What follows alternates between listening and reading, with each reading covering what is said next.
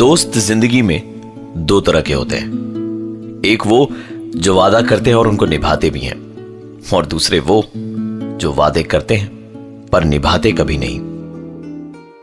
आज की एक कहानी ऐसी भी की कहानी कुछ ऐसे ही दोस्तों की है जो रहते तो एक ही शहर में हैं, लेकिन अपने काम में इतने बिजी रहते थे कि एक दूसरे से मिलने का टाइम ही नहीं मिलता। कॉलेज खत्म करने के करीबन 3 साल के बाद तीनों ने रीयूनियन प्लान किया कसौल में, हिमाचल का एक छोटा सा टूरिस्ट डेस्टिनेशन जो पिछले कुछ सालों में बहुत मशहूर हुआ है। वहां उन्होंने ऑर्किड पार्क नाम की एक होटल में रूम बुक करवाए। रोहित और आयुष रात को ही ट्रेन से निकल गए और निखिल ऑफिस के काम में बिजी था, इसलिए ट्रेन निकलने के करीबन 1-1.5 घंटे के बाद बाई कार ही कसौल के लिए निकल गया। रोहित और आयुष के कसौल पहुंचने के करीबन 5-6 घंटे के बाद निखिल भी वहां पहुंचा। बातें करते करते कब टाइम निकला पता ही नहीं चला। उन्होंने रात करीबन 11 बजे डिनर का ऑर्डर दिया और इस बीच निखिल ने लाइट बंद करी और मोमबत्तियां जलाकर अपने बैग से प्लानचेट बोर्ड निकाला। तीनों दोस्तों को कॉलेज के दिनों से ही मानो इसका नशा हो गया था। तीनों ने मिलकर प्लानचेट करना अभी शुरू ही किया था कि कमरे में रखी इलेक्ट्रिक पानी की केतली से पानी के उबलने की आवाज आने लगी। रोहित ने उठकर पानी की केतली के ढक्कन को जैसे ही उठाया, वो आवाज बंद हो गई और उसके पीछे से तभी एक आवाज आई। ये सारी आवाजें रोहित के साथ साथ निखिल और आयुष भी सुन पा रहे थे कि तभी डोरबेल की आवाज ने मानो तीनों के बदन के वजन को आधा कर दिया हो। रोहित ने हिम्मत का दरवाजा खोला तो वहां रूम सर्विस खाना लिए खड़ा था। तीनों की सांसों में सांस आई। रोहित ने रूम सर्विस वाले से खाना टेबल पर रखने को कहा और उसके वहां से जाते ही दोस्तों को आवाज लगाई और कहा, चल यार खाना खा लेते हैं, रात काफी हो गई है। तभी एक आवाज आई, खाना ही खाना था तो मुझे यहाँ क्या तमाशा देखने को बुलाया? चल बात कर मुझसे, जो सवाल पूछना है पूछ। ये आवाजें निखिल के मुंह से आ रही थी। रोहित ने कहा, मजाक बंद कर निखिल, चल खाना खा लेते हैं। निखिल रोहित पर बिदकते हुए कहता है, क्यों रे, तुझे खाना खिलाने की बड़ी जल्दी पड़ी है? समझता क्या है खुद को? तेरी गाय जैसी बीवी को बता दूं, उसके पैसे के लिए शादी की थी ना उससे। गुड़गांव वाले फ्लैट का इस्तेमाल तो कब कैसे और किसके साथ करता है बता दूं तेरी बीवी को। मूनलाइट होटल, कमरा नंबर 303, ऊटी रिजॉर्ट। बोलना, बोलता क्यों नहीं है? कि तभी रोहित का फोन बज उठा। निखिल ने कहा, देख, मूनलाइट होटल, कमरा नंबर 303 वाली ने अपनी फोटोग्राफ्स भेजी है, देख देख देख। निखिल ने जो कुछ भी कहा वो रोहित की जिंदगी का एक ऐसा सच था जो सिर्फ रोहित को ही मालूम था। और इस वक्त जो मैसेज आया था उसके फोन पे, उसमें भी वही था जिसकी बात निखिल कर रहा था। पर आयुष को लगा कि शायद दोनों दोस्त मिलकर उसको बेवकूफ बना रहे हैं, इसलिए उसने कहा, चलो यार बहुत हुई तुम दोनों की नौटंकी, अब खाना खा लेते हैं। निखिल आयुष की तरफ पलटा और बोला, भिखारी, ये रोहित लड़कियां ताड़ता है तो आयुष तू तो जुआरी है, जुआरी। 20 लाख का लोन कैसे चुकाएगा? आयुष को अंदाजा हो गया था कि रोहित चुप क्यों था, क्योंकि आयुष की भी ये सारी बातें किसी और को पता नहीं थी सिवाय आयुष के।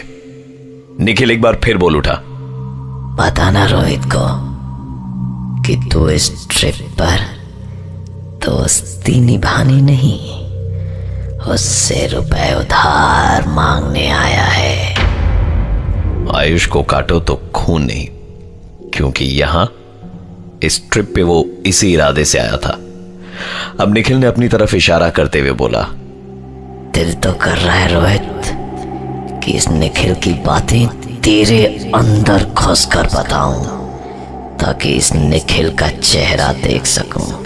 लेकिन इसके अंदर मुझे अच्छा लग रहा है। ये तुम दोनों जैसा नहीं है।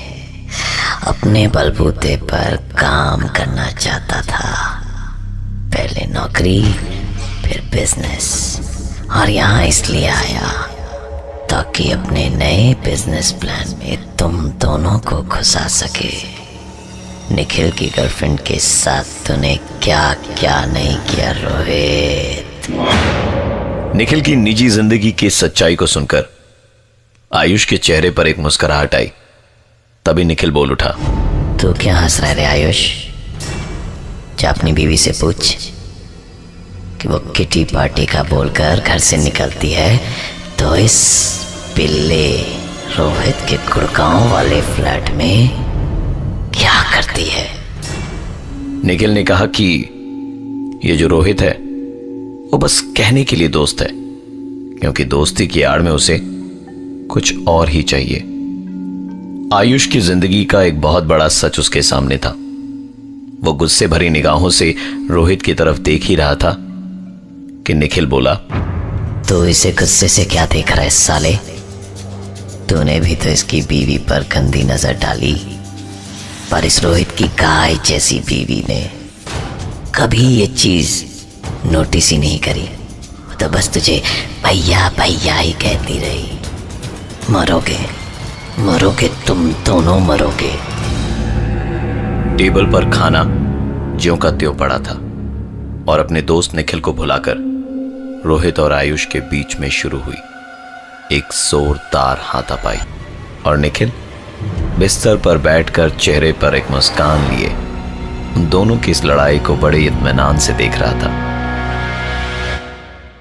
सुबह जब काफी देर तक उनके कमरे का दरवाजा नहीं खुला तो होटल वालों ने पुलिस को इन्फॉर्म किया।